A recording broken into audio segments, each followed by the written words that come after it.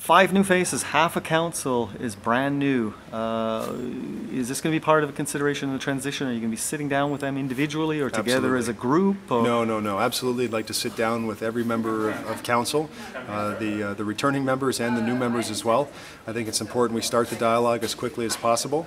And, you know, this is kind of the beauty of our democracy, or of any democracy, where you have, you know, a renewal. You have new people coming in, and that passion, that energy, those ideas, and that creativity comes into play. And so we want to try and harness that and capture that as quickly as possible, and then start the transition, include everyone in the transition so that we can hit the ground running you know, the best way possible on December the 1st. Now, Drew Dilkens, you had a vision about what you'd like to see happen in the city, but I would imagine each individual, especially the new ones who came, have their own little visions. How do you sort of mesh all of that?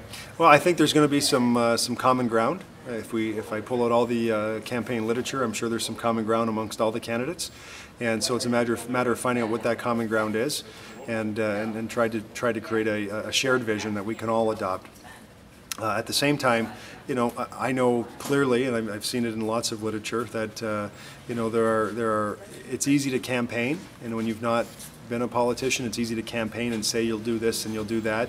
It's a lot more difficult when you're actually elected to deliver, you know, so it's also helping these people understand some of the constraints, some of the boundaries that exist, both legislatively and financially, and you know, recognizing that the vast majority of people in the community, 55%, you know, voted me as mayor, and one of the biggest commitments I made was that we're going to continue to hold the line on taxes for 2015. So there are budgetary constraints, and I think everyone in the campaign was talking about holding the line on taxes because the vast majority of taxpayers in the community appreciated that result over the last 6 years. So we're going to have a very thorough discussion.